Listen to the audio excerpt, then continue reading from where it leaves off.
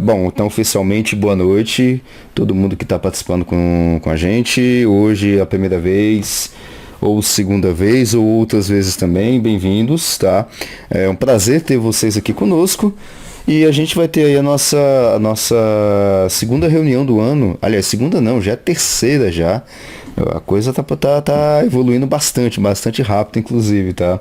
Ah, e aí hoje a gente vai ter uma apresentação bem interessante, uma temática bem interessante, que é trabalhar com um livro do Carlo Rovelli. Ano passado a gente até trabalhou um pouquinho com os dois livros do Carlo Rovelli, e hoje a gente vai trabalhar com outro livro que é o Buracos Brancos dentro do Horizonte de Evento. E aí quem vai trazer para nós hoje aí tá aí a capa dele aí. Quem vai trazer a temática desse livro hoje pra gente é o Kalel. Tá? Então a gente vai estar trabalhando com este livro hoje aqui, tá? Bom, antes de começar então, vamos começar fazendo uma oração e aí depois a gente inicia de fato mesmo.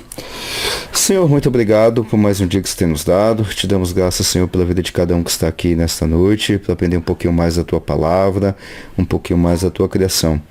Nos abençoe, abre os nossos entendimentos, abençoe a nossa discussão e abençoe também o Kalel, que estará trazendo um pouquinho mais do que ele tem estudado e do que ele tem aprendido para nós. Abençoe também, Senhor, aqueles que não puderam estar conosco. Fica conosco, é o que nós pedimos e te agradecemos, em nome de Jesus. Amém. Bom, é isso, Kalel, fica à vontade. Beleza, pessoal. Eu fiz uma apresentação bem curtinha, assim, porque não é um livro muito longo, nem muito complexo, que nem os outros, né? Tem uns 9 slides aí, contando com a capa, né? Mas, basicamente, nesse livro, ele tem 3 partes. Uma desenvolvendo, né, a parte toda do buracos negros, né, no início. Porque se ele vai desenvolver a ideia do buraco branco, ele tem que explicar do buraco negro antes. Aí depois ele vai desenvolvendo nas outras 2 partes essa teoria dele, né? Então, basicamente, é tudo teórico, nada muito confirmado ainda. Então, Carlo Rovelli, a gente teve uns outros livros dele, né, que a gente chegou a estudar, foi A Realidade Não É O Que Parece, né? E aí teve um outro semestre que foi A Ordem do Tempo. E aí depois eu dei uma olhada também nesse outro livro dele, que é o Abismo Vertiginoso, que é sobre física quântica, que também é interessantezinho. E aí eu comprei esse Buracos Brancos. E estou esperando até um outro livro dele chegar, que eu acho que é do ano passado também, que é E Se Não Existisse o Tempo. Então, ele é um autor bem interessante. Então, basicamente, o que ele mostra nesse livro é toda a questão de como é que surgiu a teoria. Então, ele é um livro bem diferente dos outros, né? Então, às vezes ele está rabiscando alguma anotação, ou está comentando alguma anotação que ele fez, ou ele faz uma parada e diz, naquela época eu estava estudando, né? Como aqui no início do livro ele explica como é que foi que apareceu essa ideia, né? Ele estava ali estudando com um aluno e tudo, e aí eles estavam olhando para um quadro branco, e aí começaram a desenvolver essa ideia de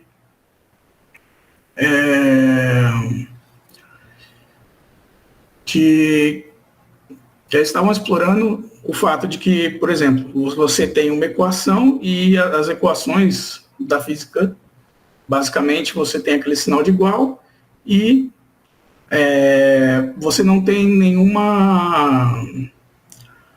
você pode começar tanto de um lado da equação quanto do outro, né? Então, você não tem nenhum problema se você mudar a ordem, a não ser que seja para alguma coisa de termodinâmica, né? Mas, basicamente, esse fator do tempo ele pode ser colocado ao contrário nas teorias, e aí eles estavam com umas equações de relatividade geral no quadro, e aí, analisando essas fórmulas matemáticas, o aluno, na verdade, não foi o próprio Rovelli que pensou, ele simplesmente disse se a gente inverter o tempo nas equações da relatividade geral lá, que eles estavam lidando com a questão de buracos negros, aí o que acontece, né? Então foi assim que surgiu basicamente a ideia. Você tem todo o arcabouço de pesquisadores anteriores, né? E aí você, analisando aquilo, vai desenvolver em cima, através, primeiro, de uma especulação, né? E aí, depois dessa especulação, você vai colocar em prática a hipótese, ver se ela consegue ter algum fundamento, né, matemático, e depois disso você vai desenvolvendo ela e aperfeiçoando com o tempo, né? Então, basicamente, a ideia que ele tinha era a ideia de inverter a seta do tempo, né, em relação a um buraco negro, que ele tem toda aquela a matéria, né, como a gente sabe, a matéria entra no buraco negro e não consegue mais escapar, por conta da questão, né, da densidade do buraco negro e tudo.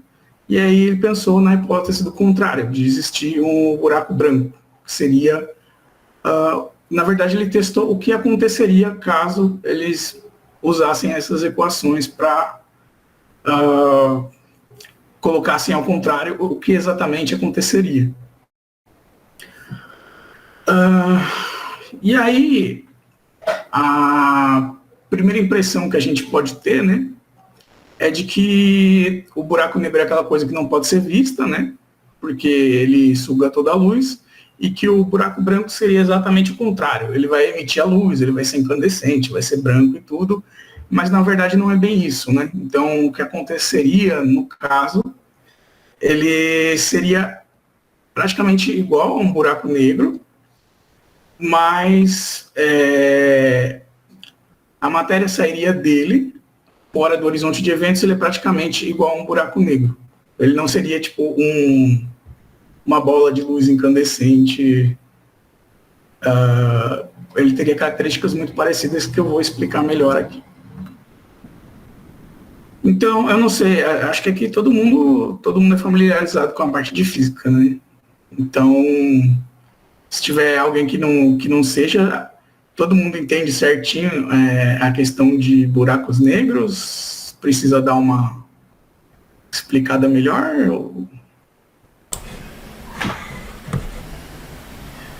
Não, acho que sim, então, né? Então, basicamente, ele passa um terço do livro explicando, né? Para quem não conhece muito, alguns conceitos e tudo, né? Você tem aquele Hardy Schwarzschild, que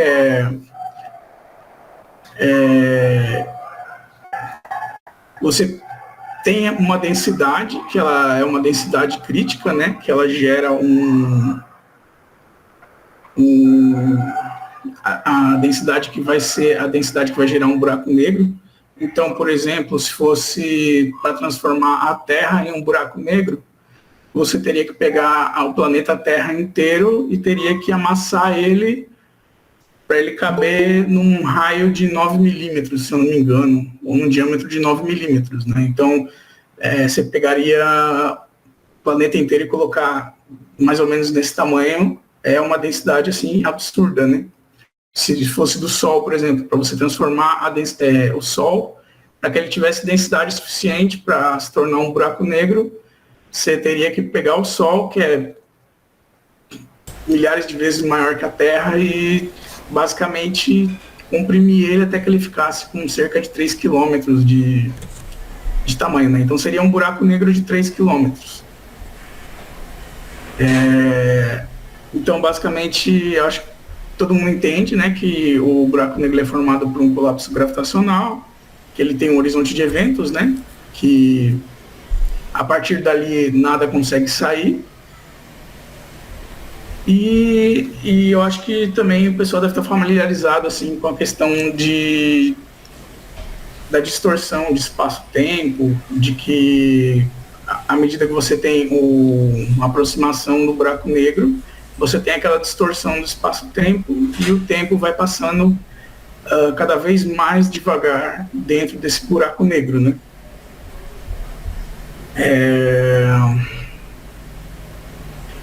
quem cai dentro daquele buraco negro não vai sentir esse efeito tão pronunciado. E também o conceito que ele explica que é importante, que é da escala de Planck, porque ele vai lidar com uma parte de física quântica, e aí ele explica, né? Então, a escala de Planck, basicamente, se alguém não souber, é quando você está entrando numa escala muito, muito, muito abaixo do visível, né? Tamanhos mínimos, e você começa a ter as leis da física quântica funcionando ao invés das leis que a gente geralmente tem no nosso mundo habitual da física newtoniana, né? Kaleo, Oi? só me permite um pedacinho, não sei se eu estou te atrapalhando aí na sequência que está colocando. Não, pode falar. Essa parte da escala de Planck aí, dos efeitos quânticos, só tem um pequeno detalhe aí. A escala de Planck é uma escala que a gente até, vamos dizer assim, a gente mensura ela, mensura não, a gente faz as contas de quanto que ela seria usando as constantes, o H cortado, né, que é a constante de Planck, e coloca outras constantes lá no meio lá. Resumindo a história, a escala de Planck é uma escala que vai ter temperatura, ou seja, qual seria a temperatura na escala de Planck, tamanho na escala de Planck e um outro negócio que a gente chama de tempo de Planck, tá? Resumindo a história toda... Não é só tamanho, né? Não é só tamanho, é tamanho, temperatura e tempo, né? Quando a gente fala, por exemplo, tempo de Planck, né? Tempo de Planck seria aquele iniciozinho do universo ali entre zero, que é o ponto que ele nasceu, até o início do que a gente chama de Big Bang, que é o período inflacionário, que é até 10 elevado a menos 43 segundos. Esse é o tempo de Planck. A escala de Planck é aquela escala que o pessoal de cordas acaba colocando que seria o tamanho máximo que uma corda teria, que é 10 elevado a... Cara, eu sempre me enrolo nessa escala. Se não me engano, é 10 elevado a menos 35 metros. Ou 10 elevado a menos 33 centímetros, alguma coisa assim. Mas vamos arredondar, é 10 elevado a menos 35 metros, tá? Abaixo disso é a tal da escala de Planck, onde você teria as cordas, né? Onde o pessoal de cordas acaba trabalhando cordas abertas, fechadas e tudo mais. Esse outro, vamos dizer assim, a escala, entre aspas, a escala quântica, né? A gente meio que trabalha, é meio nebuloso isso, né? Mas a gente meio que trabalha com um certo limite. A partir deste momento aqui, você tem que levar em conta os efeitos quânticos e tudo mais. A gente tem lá na quântica. Esse limite é da ordem aí, vamos arredondar aí, entre 10 elevado a menos 8 para baixo. Tá? Então aí vai uns 10 nanômetros, né, para baixo. Tá, então seria mais ou menos isso. Ou seja, tem uma distância bem grande entre a escala quântica, vamos colocar assim, né, o início da escala quântica e a escala de Planck, em termos de tamanho, né? Até onde eu vi, que eu conheço, os tamanhos, vamos dizer assim, onde a gente consegue mensurar, onde já foi mensurado, porque é um negócio bem complicado até de entender, porque tem muito efeito quântico aí no meio, mas resumindo a história, os tamanhos até onde eu vi de experimento o pessoal fazendo, é até a escala de 10 a menos 18 metros. Metro, né, na verdade, 10 a menos 18. E aí bem pequeno, que é mais ou menos seria o, entre aspas, tamanho do quark. Né? Dentro do próton você tem ali os quarks e tudo mais, e aí o pessoal mensura isso, então seria da ordem de 10 a menos 18. A escala de Planck está aí umas 18, é até difícil calcular de cabeça, mas está aí umas 15, 18 ordens de grandeza menor. Então assim, para ter uma ideia mais ou menos, eu acho que tem uma parte que ele explica no livro, que é assim, a gente fica falando 10 a menos 8, 10 a menos 35 e tudo, mas são tantas ordens de grandeza de diferença que se você pegar, por exemplo, o tamanho do universo para o tamanho de um corpo humano ou de uma árvore, assim, é mais ou menos essa diferença, né, entre os menores tamanhos na escala, assim, de Planck, com aquelas que você começa a ter os efeitos quânticos. Então, é como se você desse um grande zoom, assim, no universo, né, e é extremamente, extremamente pequeno, né? Um átomo, expandir ele até o tamanho do universo para conseguir ter a ideia. As cordas, talvez, eu não lembro direito qual é, né? Mas... Não, as cordas... As cordas estão na escala de Planck. Se não me engano, o universo tem 10 elevado a 21 ou 23 metros. A ordem de grandeza é 20 e pouquinhos. Vamos colocar aí 21. Ou seja, entre um ser humano e o tamanho do universo, são 21 ordens de grandeza. Você tira aí 18, 2, 3 ordens de grandeza para baixo, seria mais ou menos isso. A gente comparar aí o tamanho do universo pro milímetro, vai. Seria mais ou menos essa diferença de ordem de grandeza que a gente está comparando aí, tamanho de uma pessoa para um átomo. No caso, átomo não, né? O átomo é de Youngston, né? 10 a menos 10, por aí. Mas entre uma pessoa e um quark. A cordinha tá lá para baixo.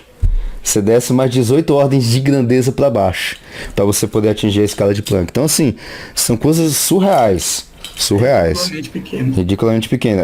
Só para fechar, a parte experimental, até onde eu vi que os caras chegaram no LHC, é da ordem de 10 a menos 18. Então, assim, para a escala de Planck, não é dobrar. Ou seja, não dobra, ele vai dar 10,36. Não, você tem que aumentar 18 ordens de grandeza, não é dobrar. 18 ordens de grandeza para você poder chegar perto da escala de Planck. Tá? Então é um negócio essa parte quântica, ela não é assim... ela não é a parte mais... que ele fala mais no livro, mas é uma parte que ele tem que mencionar porque vai ter um efeito que vai ser importante e ele precisa funcionar. Ele só vai funcionar se ele estiver nessa escala. Então, basicamente, ele tem que estar numa escala muito reduzida para funcionar. Uhum. Mas vamos lá. Então, basicamente, que ele passa um terço do livro explicando a questão do buraco negro, né? Então, você tem o universo, né? Representado ali com o tecido de espaço-tempo, né? É como se fosse um tecido mesmo, uma folha, né? Ele está representando em 2 dimensões, mas basicamente você pode, no espaço real, isso seria em 3, né? Então ele está representando como um buraco aí em 2 dimensões, mas se fosse em 3 dimensões seria, né? Você estaria no formato de uma esfera, né? Então o que acontece é que você tem essa gravidade e pela teoria do Einstein tudo que se descobriu que o tempo e o espaço eles estão interconectados como se fosse uma espécie de tecido que perpassa o cosmos inteiro, né? E quando você tem um objeto, quando você tem massa, você tem uma distorção nesse espaço-tempo, né? E acontece o que você colocaria, o que aconteceria se você colocaria, por exemplo, um peso num tecido, né? Ele cai, as coisas que estão próximas, você tem um efeito sobre elas, né? Então, basicamente você tem uma parte aqui que é o horizonte de eventos, e que esse peso aqui, essa massa é tão grande que você, a partir do momento que a luz ou qualquer outra coisa chegue mais perto, ela não vai conseguir não entrar por causa dos efeitos da gravidade, né? Então, basicamente é isso. E aí, o que acontece é que você tem essa distorção do espaço-tempo, que, pelo menos, eu sempre ouvi, né, que terminava numa singularidade. E aí a questão é que nem todo mundo gosta dessa palavra singularidade. Por quê? Porque singularidade é como se você tivesse um ponto em que ele tem densidade infinita, temperatura infinita, e esse tipo de coisa não, assim, pelo menos do ponto de vista assim, do Rovelli, ele não acredita. Ele crê que, na verdade, o que acontece é que você precisa de uma outra teoria para explicar aquilo. Né? E aí começa, né, a questão. Ele está desenvolvendo uma teoria para explicar coisas que ainda não tem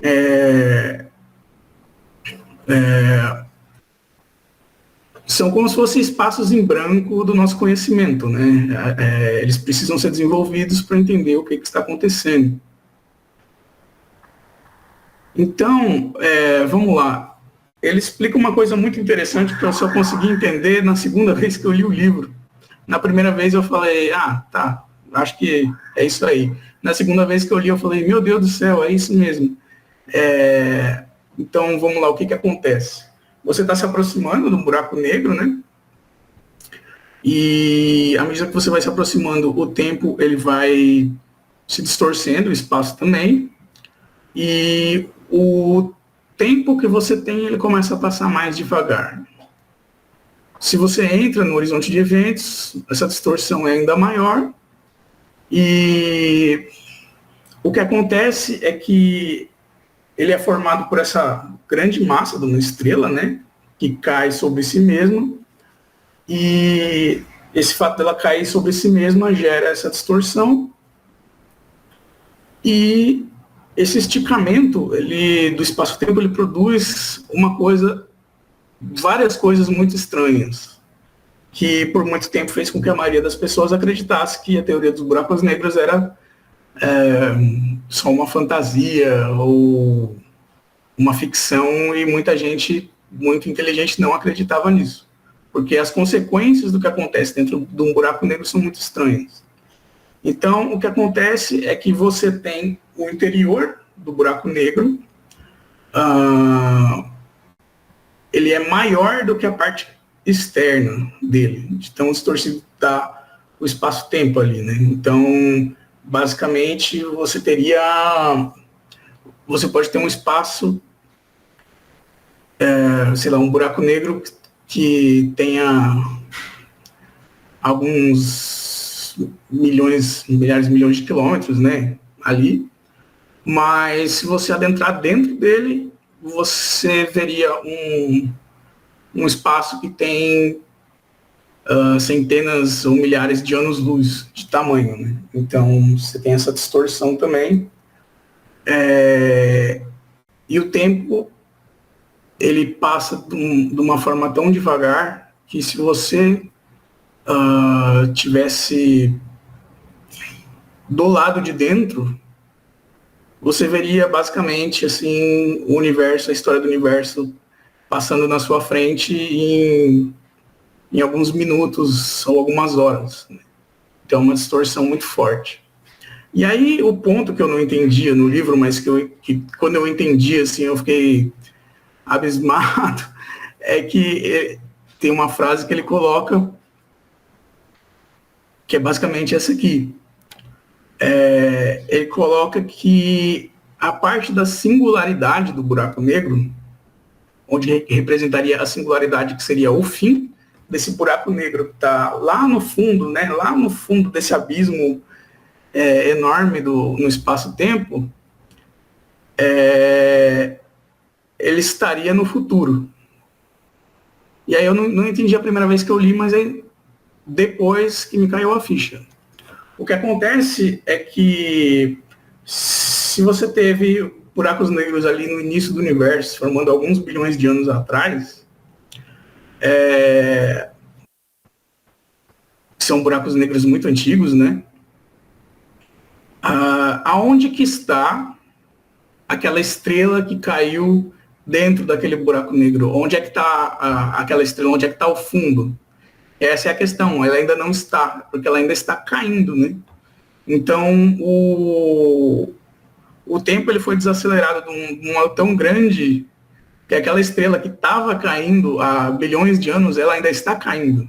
Ela ainda não caiu, porque ela está basicamente em câmera lenta, né? Então, isso que eu achei muito louco. Ela vai ficar bilhões de anos ali para cair nesse processo, enquanto do lado de fora as coisas estão acontecendo. Para ela, talvez tenha passado apenas alguns minutos. E aí lá no fundo desse buraco negro você encontraria essa estrela, né?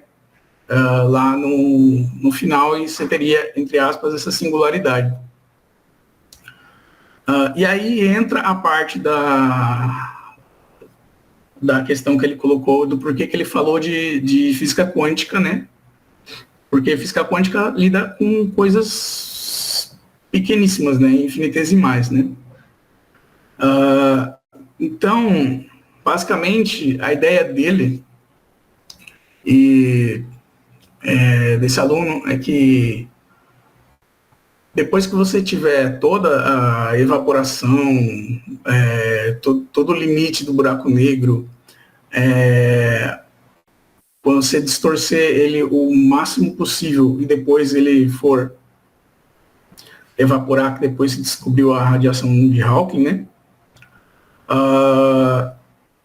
Ele passaria através de um salto quântico para se tornar um buraco branco. E é aí que entra basicamente o salto conceitual dele.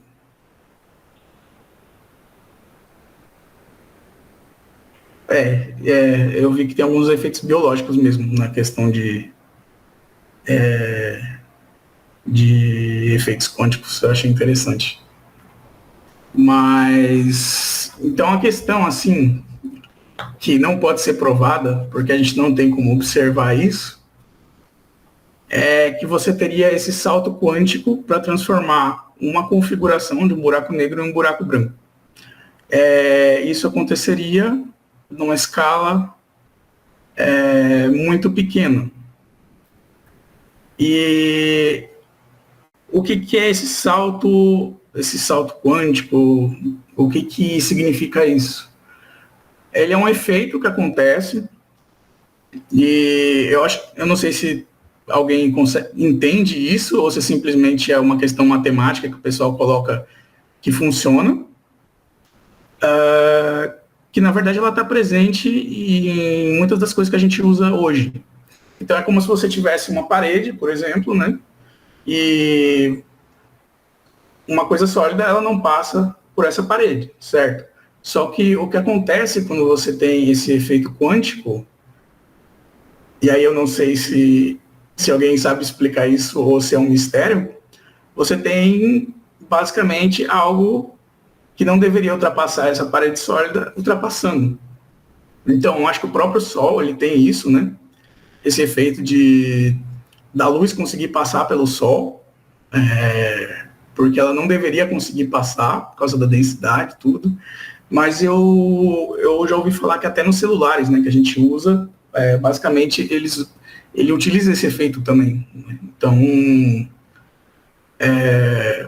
basicamente é como se você fosse um fantasma passando por uma parede, ou, sei lá, Jesus entrando no recinto lá com os discípulos depois da ressurreição, não sei. A matéria ganha outras propriedades, né? Então, são propriedades que não são visíveis no mundo macroscópico. Mas, basicamente, a ideia dele é de que, por conta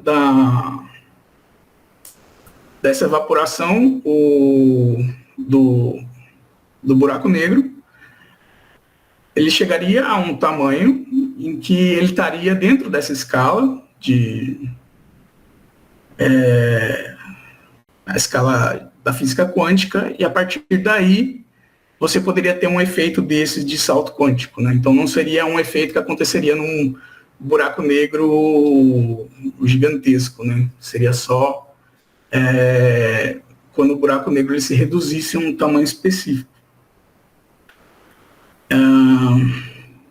Deixa eu ver. Talvez tenha coisas aqui que seja melhor não explicar para não ficar muito complexo.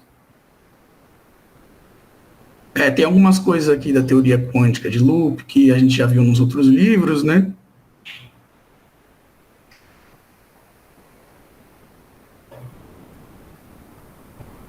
Então, a ideia dele, basicamente, você teria o buraco negro e o buraco branco. E aí você tem propriedades que são semelhantes e propriedades que não são. Então vamos lá. Para não imaginar um buraco branco como uma coisa branca que está emitindo um monte de luz. Ele não seria isso. Do lado de fora do horizonte de eventos, todas as propriedades que um buraco branco teria seriam aparentemente as mesmas propriedades de um buraco negro.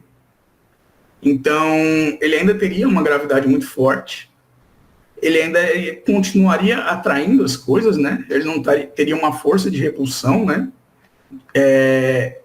Ele só seria o contrário do buraco negro a partir do horizonte, mas fora desse horizonte ele seria igualzinho a um buraco negro.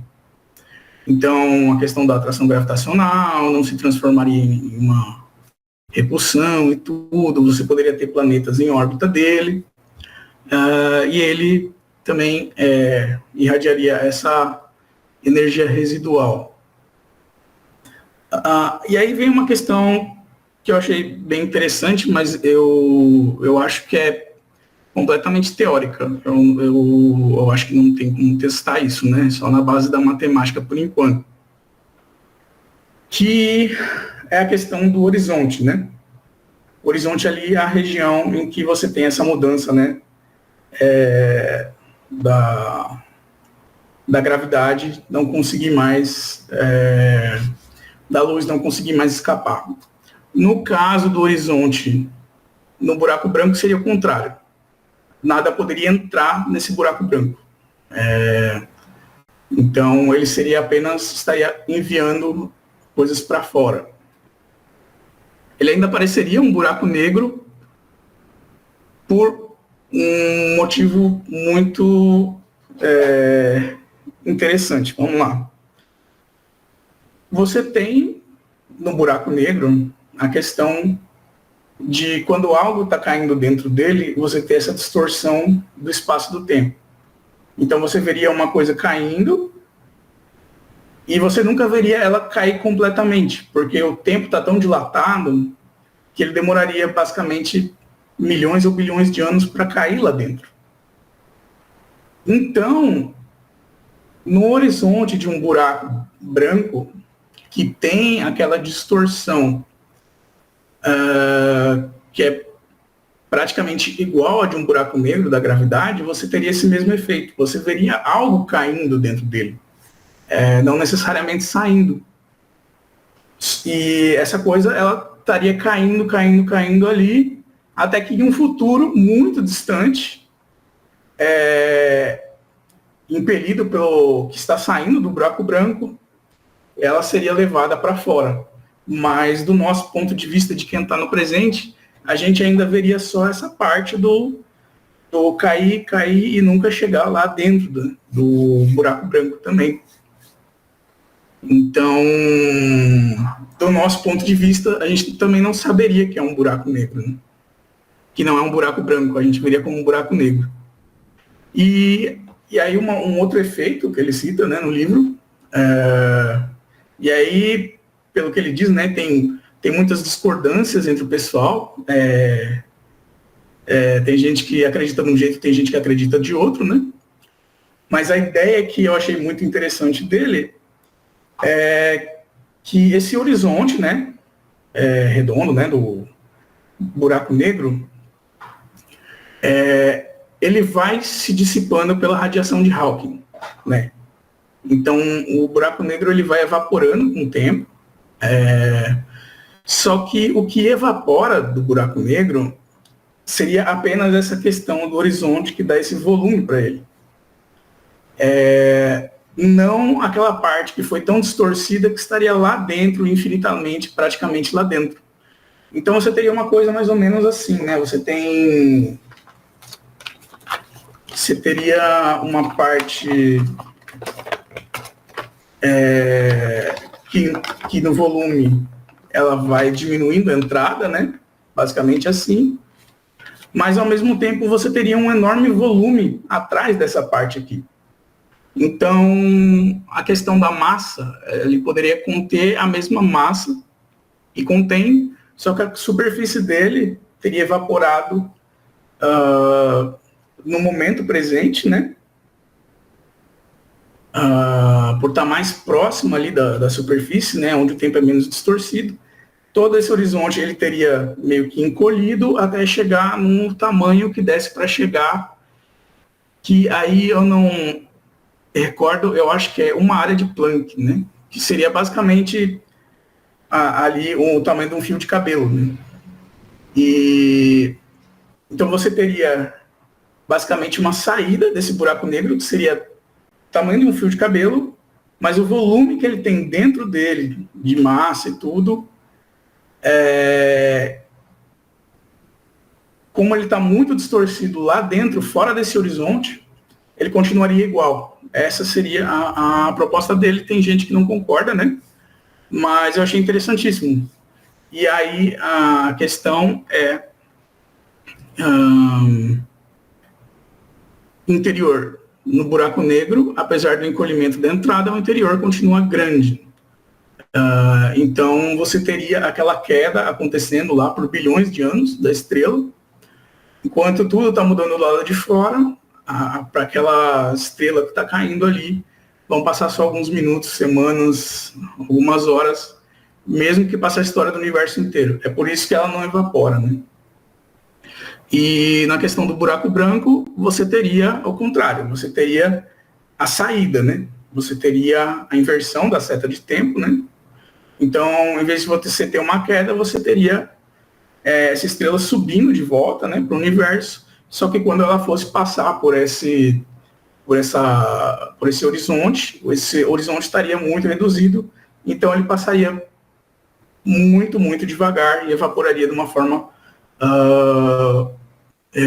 quase imperceptível para a gente, né? E aí entra toda a dificuldade de você poder detectar um buraco branco, né? Porque ele seria muito pequeno, pelo menos na teoria do Rovelli ali.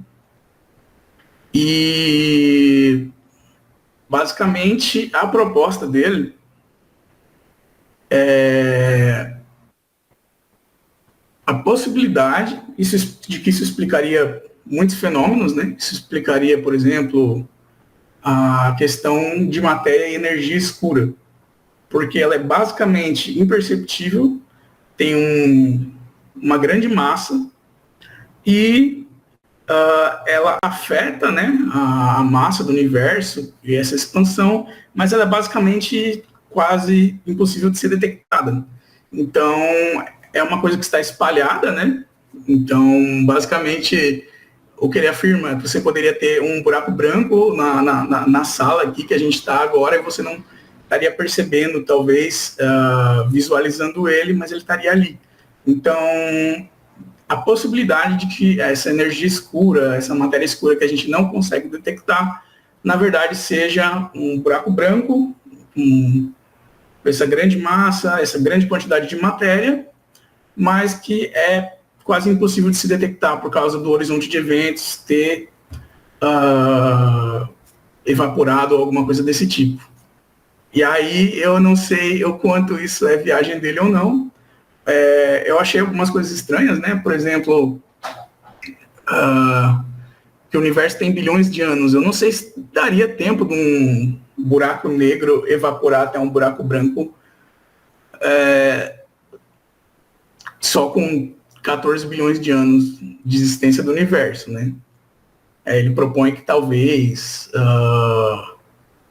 tenha acontecido algum evento ali no início do universo, mesmo antes da formação das galáxias, ou em que você tivesse ali nos instantes primordiais, quando você tinha grandes densidades de matéria e tudo, durante a inflação e tudo, talvez você ter a formação de alguns outros buracos negros que fossem menores, e aí eles poderiam ter alcançado esse tamanho no momento que a gente está agora.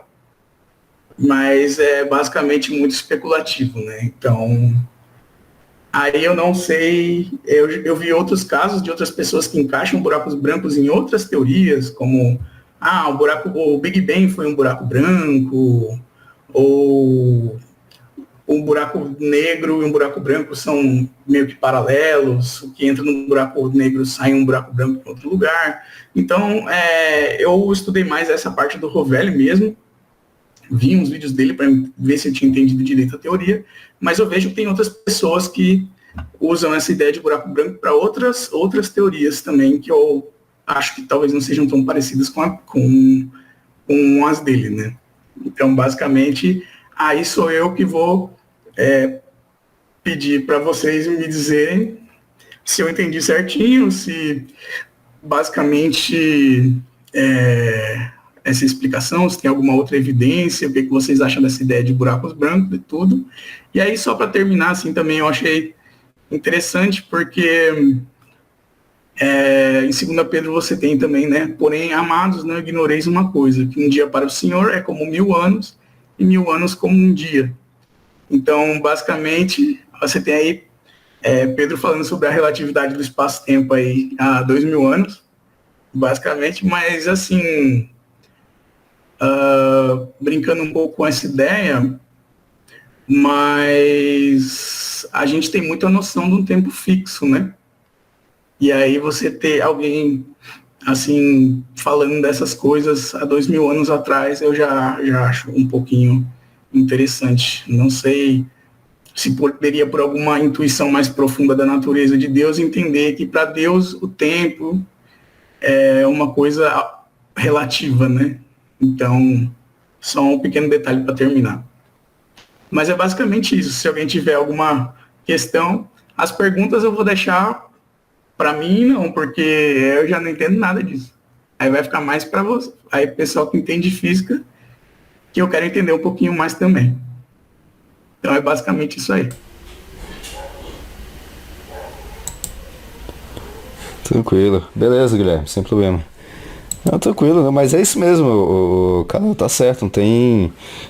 Só acertar alguns detalhes aí, tá? É questão de precisão, tá? Ser um pouquinho mais preciso. Essa teoria do oh, meu Deus, do Rovelli, tá? É uma das várias teorias que se trabalha com um buraco branco, tá? Tem várias outras, tá? Por exemplo, tem uma bem clássica mesmo. A gente pega um livro de relatividade do Carroll, tá? Sean Carroll é o nome dele? Agora esqueci o nome dele. É Carroll o sobrenome dele, né? Lá na parte de buraco negro, onde ele começa a falar lá das equações da relatividade, né?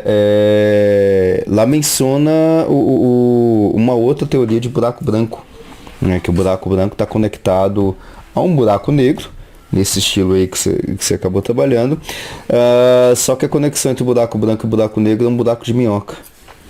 Né? E lá ele trabalha com isso também. Buraco de minhoca é outro negócio bem interessante, né? Só uma questão de precisão, né? Que eu estava até procurando aqui, mas eu não encontrei o artigo, vamos dizer assim, original. Não é o Sean Carroll mesmo. Não é o Rovelli que criou essa ideia de buraco branco, né? A ideia de buraco branco é uma ideia antiga. É isso que eu ia perguntar, na verdade, né? Não, mas é uma ideia antiga, da década de 60. A ideia de buraco branco é de um russo. Agora eu não vou lembrar o nome do cara. É Igorov, e aí tem lá um pedacinho russo lá também.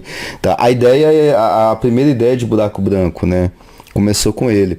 Tanto que isso foi meio que... Eu não sei se teve alguma... É porque eu até procurei o artigo aqui e não achei. A ideia de buraco de minhoca, por exemplo, é do John Wheeler. Aliás, o Wheeler que deu esses nomes todinhos que a gente está usando.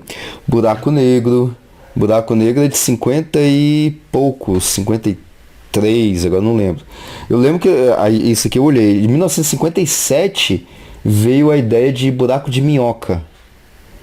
E na década de 60, acho que, por isso que eu acho que tem uma conexãozinha interessante aí, na década de 60, com o russo, aí já não é com o Wheeler, veio a ideia de buraco branco. Já começa justamente aí. Né? Então é essa ideia de... E assim, o nome buraco negro começa com o Wheeler, mas a ideia de buraco negro é antiga, vem antes de Einstein, inclusive. Tem um cara que é da época do Laplace. tem um cara no século 17. 17, né? 17, tô tentando lembrar o nome dele. Esse cara... Que eu acho que ele fala de estrelas negras, né? Estrelas negras, Escuras, né? estrelas escuras. Tô tentando lembrar o nome desse cara, não é o Laplace. Que ele usa justamente a equação de Newton. E se a gente tivesse alguma coisa onde a velocidade de escape fosse maior do que a velocidade da luz? Aí ele faz o cálculo, mas é um cálculozinho, vamos dizer assim, teórico e tudo mais. O pessoal já no século XVII já tinha uma ideia boa sobre a velocidade da luz. E se tiver um objeto desse jeito? Aí vai dar essa estrela escura, estrela negra, né? E aí o resultado, um resultado matemático sai das equações de Einstein, Michel alguma coisa. Tem Michel no nome do cara, é exatamente isso aí, tá? Agora não vou lembrar. É um francês. É justamente o francês mesmo. Esse Michel qualquer coisa. E aí sai uma solução das equações de Einstein, do John Michel. John Michel, beleza. Eu não tava ligado no John não, mas beleza, é esse cara aí, do século XVII, 1700 e tantos, né? E aí sai umas equações, sai uma solução das equações de Einstein. Poxa, ele não é francês, não? Eu jurava que ele era francês. Cara... o Laplace é francês, então eu devo ter misturado os dois. Pois é, eu jurava que o Michel era francês. Depois eu vou rever essa história. Mas aí em 1918, se não me engano, foi em 1918, veio o Karl Schwarzschild, sei lá como é que pronuncia aquele nome meio austríaco russo, né? Ele achou uma solução das equações de campo da relatividade geral que dava essa mesma coisa do John Michel. De um objeto que você teria um objeto, uma massa grande, onde a velocidade de escape desse objeto seria a velocidade da luz. Aliás, seria maior do que a velocidade da luz para você poder sair de dentro dele. E é uma solução teórica, né? 1918 que a gente tem. Na década de 30, no final da década de 30, mais precisamente no dia que começou a Segunda Guerra Mundial, o Oppenheimer e o Snyder e o outro cara que eu nunca lembro o nome dele, eu sei que tinha um Oppenheimer e o Snyder. Eles publicam um artigo no dia que começa a Segunda Guerra Mundial falando de um mecanismo por onde uma estrela poderia se transformar nessa coisa esquisita. Que todo mundo conhecia como estrela negra. O termo buraco negro é lá pra frente. É década de 50 com Wheeler, né? Com John Wheeler, né? E o Snyder e o Oppenheimer, no filme Oppenheimer, inclusive, aparece um pouquinho dessa história lá, né? No início da Segunda Guerra Mundial, é bem interessante. E aí os caras colocam isso, nessa parte de buraco negro teórico, e esse negócio teórico ficou até a década de 70, até a década de 70, que quando descobriram de forma indireta, são as primeiras descobertas indiretas de buraco negro. E aí fica essa história de indireto aí, detecção indireta e tudo mais, até o década de 90, quando a Andrea Ghez, que ganhou o Nobel de Física, agora recente, né, por causa da descoberta de objetos massivos. Os caras nem colocam o buraco negro. Eles chamam de objetos massivos, né? E o Hendrik, que eu não lembro sobre o nome dele, é um alemão que está nos Estados Unidos, e ganhou o Nobel junto com a Ghez também, por causa do negócio dos buracos negros, tá? Eles detectaram na década de 90 e início dos anos 2000, recente, né? Um objeto supermassivo que você não enxerga nada que está no centro da nossa galáxia. O Sagitário é a estrela, né? E aí, resumindo a história, a história de buraco negro vem vindo até quando a gente tirou foto dele, né? Tirou uma foto do Sagitário da estrela. Aí, ó, tá até no livro aí, ó. Que é mais bonitinho colorido, muito mais bonitinho colorido, né? Que foi bem quando o Rovelli estava escrevendo esse livro, né? Aí sai que esse aí não é da nossa galáxia, esse buraco negro. É da M87. É no centro? Não, no centro de uma outra galáxia, da M87. É porque a foto do buraco negro da nossa galáxia foi muito tempo depois. Acho que foi em 22 agora. 2022. Foi 2020. Mas assim, tem coisa, tem uns 3 anos, não tem 3 anos ainda. A foto do buraco negro da nossa galáxia. Até agora a gente só tem 2 fotos. Que é da M87, que essa aí é a primeira, e da nossa galáxia. E só. Depois eu vou procurar. Tem. Da nossa eu acho até mais bonitinha, porque ela tem. Porque essa aí é um supermassivo e ele é um AGN. Esse que tiraram a foto. Por isso ficou até mais fácil, entre aspas, de tirar a foto. O que é um AGN? Núcleo ativo de galáxia. Esse buraco negro aí, ele emite. É um buraco negro supermassivo, está no centro de uma galáxia. Ele tem disco de acreção, ele emite radiação e tudo mais. O da nossa galáxia é um buraco negro, vamos dizer assim, quieto.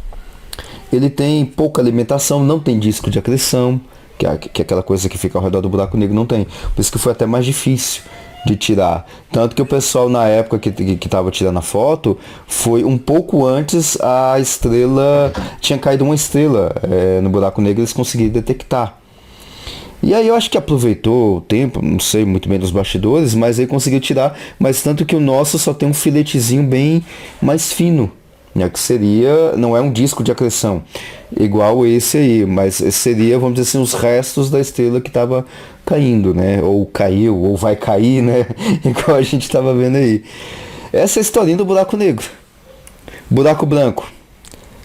Por enquanto, até a data de hoje, é só continha. Foi interessante, assim. Eu vou dizer, esse dos 4 livros que eu li dele foi o que eu menos gostei, né? Porque os outros ele explica muito melhor, assim, explica coisas que a gente... ele forma as teorias, mas ele dá toda uma base também de coisas que a gente já conhece, né? Uhum. Esse livro aqui foi meio diferente, porém foi interessante porque você vê o desenvolvimento da ideia aqui. Uhum. E aí você pode comparar o desenvolvimento da ideia do buraco negro, né? Como uma coisa, no século XVII, com uma outra física newtoniana que não tinha nada a ver com a relatividade geral ainda. Aquilo ser uma hipótese e passar 100, 200 anos ali e o pessoal ali, depois o Einstein, eu acho que vai falar, né, também.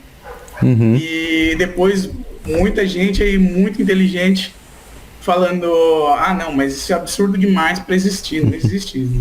Se isso aqui existir, o universo é muito estranho. Einstein falava isso. Isso é ficção científica, né? Isso aqui não tem jeito de existir um negócio que seja tão pesado que a luz não entre, que distorce o espaço-tempo e tudo, né? Então, é legal porque aí você vê a hipótese, né? E então, no caso, a hipótese deles surgiu ali, né? Uma tarde ali, batendo papo com um aluno. Aí depois você vê a matemática desenvolvendo, né? Então, acho que com tanto no caso antigo quanto da relatividade geral, o pessoal testando a matemática ali, falando, não, é possível matematicamente que exista. E aí o Rovelli também fala, matematicamente é possível que exista.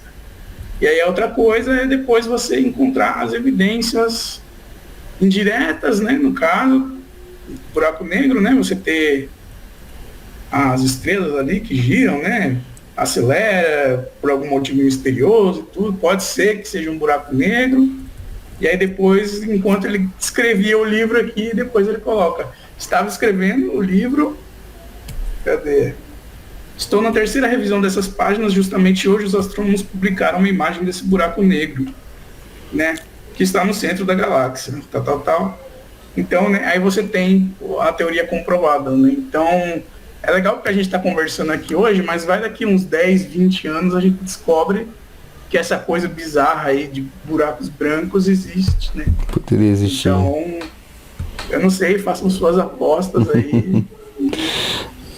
Não, é interessante. E essa ideia de buraco branco vamos dizer assim, com muitas aspas, é uma solução natural das equações. Porque a hipótese que ele colocou é um negócio assim, do ponto de vista, para a gente poder, entre aspas, ter a ideia inicial, é simples. O tempo anda mais t. E se a gente colocar menos t? O que dá? Então é um negócio assim, entre aspas, simples de você fazer. né? Igual a gente pega, vamos pegar na escola, né? Igual a gente pega na escola, na cinemática. Igual hoje estava dando aula pros meninos do primeiro ano lá, quando vocês resolvem aqui a equação do sorvetão, né? S igual a S0, mais V0T, mais o meio de até o quadrado, né? Vamos resolver ele aqui, faz a básica e tudo mais. Achamos dois tempos aqui. Um tempo positivo e outro tempo negativo. Tempo negativo não existe. O que significa fisicamente um tempo negativo? Significa porque você começou a contagem do tempo depois desse negativo. Aí a gente faz lá o gráfico da parábola, a parábola está exatamente no centro que dava, que então dá justamente a outra metade do tempo negativo, é isso que significa e tudo mais. E assim, e os meninos desde o ensino médio já tem essa noção meio que intuitiva, tempo negativo significa que você começou a contar depois. Aliás, você começou a contar antes do apertar do cronômetro, né?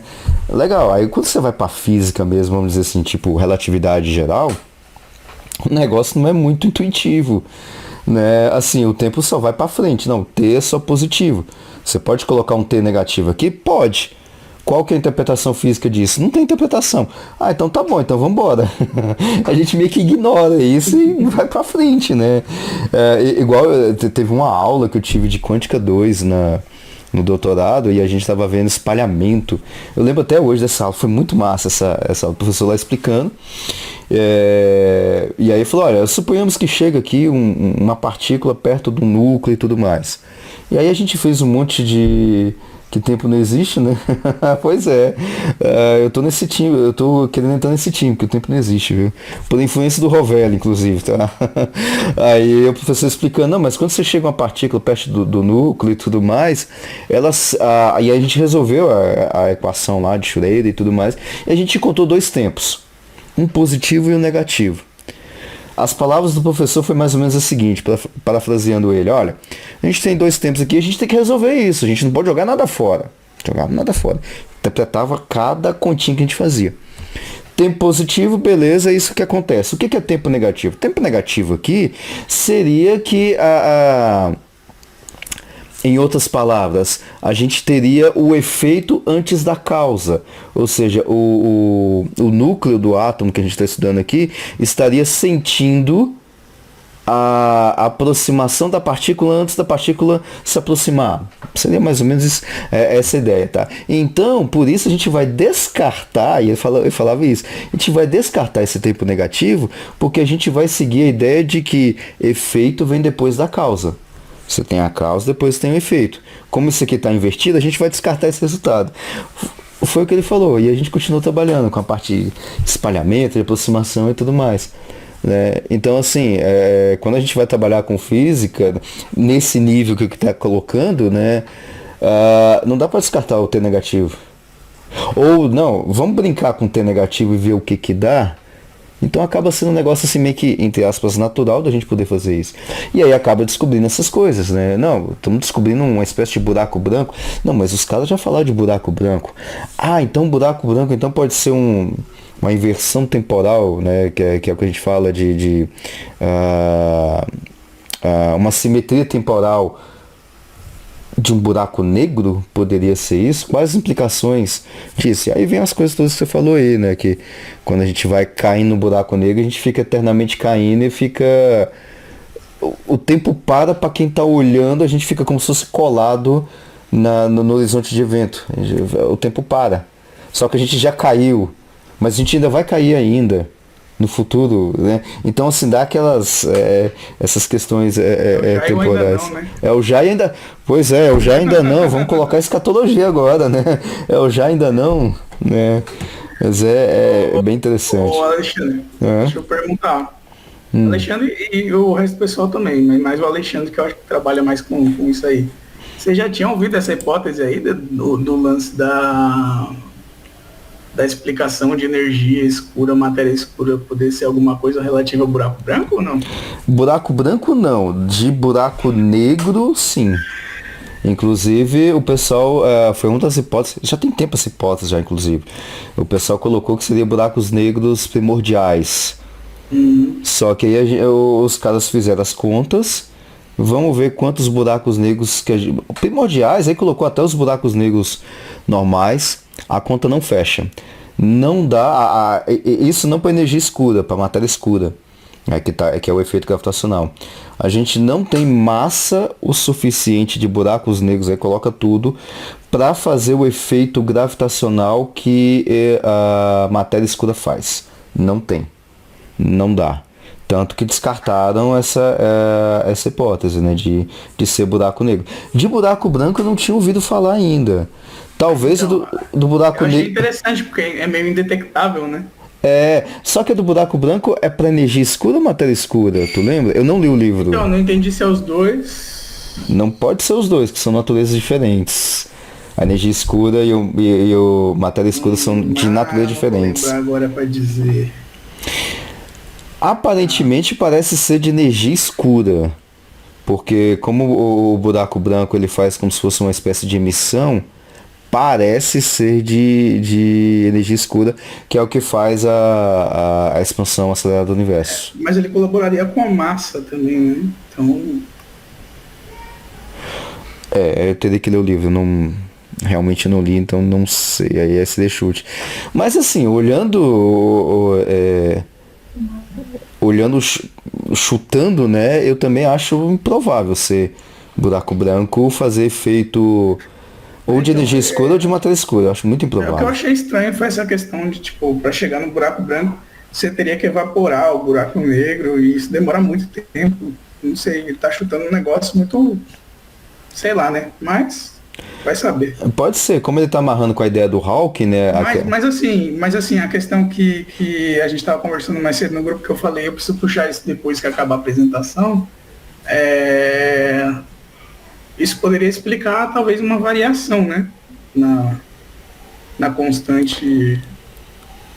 Porque você teria uma modificação da quantidade de coisa no buraco negro ou no buraco branco e tudo. E aí poderia mudar com o tempo e explicar por que teria essa variação. Variação de energia escura. Eu sei lá. Cara, eu não consigo apostar nisso. Assim, fazendo conta de cabeça aqui, respondendo de cara, eu não consigo apostar nisso.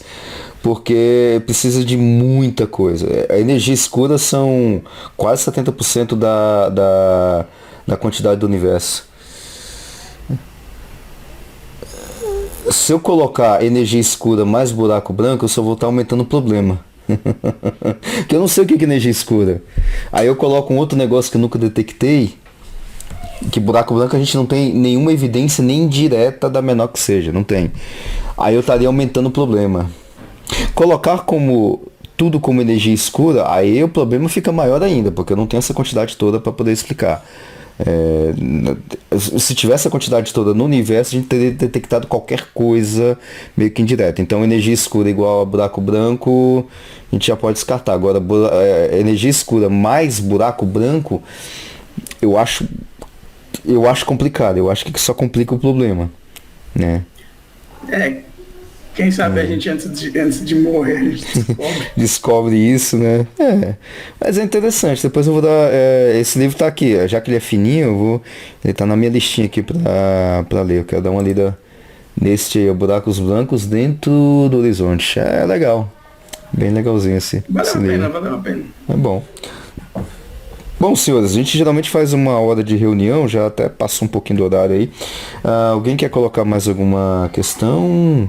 Só tá eu falando aqui, tá? Vocês estão tímidos aí pra falar e eu falo demais. Vocês querem colocar... Vai ter bolão do buraco branco. Velocidade que seja... Pô, eu não sabia dessa não, Renan. Os caras do CTJ já colocou essa ideia de buraco branco como surgimento do universo.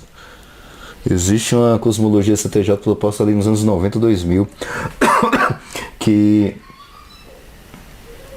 a semana da criação viria de um buraco branco.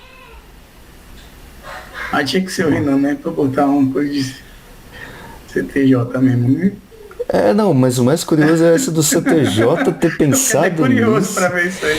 Cara, não, essa eu vou ter que anotar. Wild Holy Young Universe Cosmology. Deixa eu anotar isso aí. Cara, agora eu fiquei curioso. Eu não sabia que os caras tinham Mexido Eu tô com pra ver, isso. depois vocês me explicam como é que eles encaixam isso aí no coisa, que agora eu fiquei até curioso. Confia que dá certo, a explicação Ah, é com essa. certeza. Cara, não, eu sempre gosto de ficar brincando aí, tá? Mas eu fiquei curioso. Não. É antiga, de Geometria do Universo Simétrico em 5 dimensões. Tranquilo. Depois eu vou dar uma procurada. Ô, Amanda, segura um segundinho, já caiu. Só pra gente tirar uma foto, pode ser? Eu acabei esquecendo esse detalhe. Dimensão a mais, você não precisa, né? Eu tava com várias bolas aqui pra fazer a apresentação, mas meu cachorro destruiu as bolas que eu ia usar pra fazer a Ah, diminuição do raio, mas meu cachorro destruiu, né? tranquilo. Não, beleza. Vocês vão só tirar uma foto aqui, tá tão bonita aqui a nossa. A presença de todo mundo. Pô, chegou quase 10 pessoas hoje. Então, se puderem abrir a câmera só pra gente tirar uma fotinha, pode ser? Amanda, antes que ela fuja, corra. Aí o Renan tá aí, cadê o Ellison? Amanda e Diego, vocês conseguem abrir câmera também? Pra gente tirar uma fotinha. Seria bom se tivesse presencial. Vixe, duplicou aqui. Mas já que não dá, vai do jeito que dá. Abriu? Caramba. Não, tranquilo. Beleza, Diego. Então vamos lá, deixa eu só tirar aqui. Aqui. Vai lá, sorria e... Aê, pronto. Deixa eu só colocar aqui.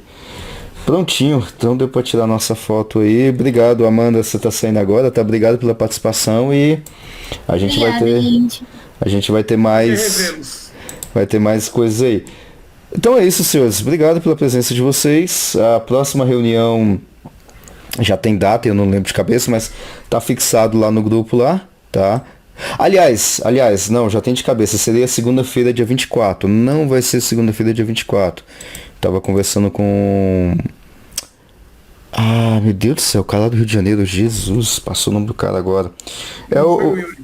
Hã? Que era sobre terremotos. Não é o Yuri não.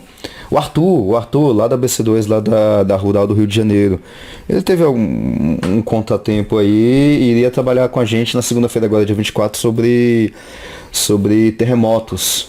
A gente tá tentando essa agenda já tem muito tempo. Só agora que conseguiu, aí dia 24 não vai dar. Tem que até alterar no grupo, vai ser dia 31. Tá, então dia 31 a gente vai ter a nossa próxima reunião então do grupo. Deixa eu só colocar aqui, 25GT. Vai ser a nossa próxima reunião.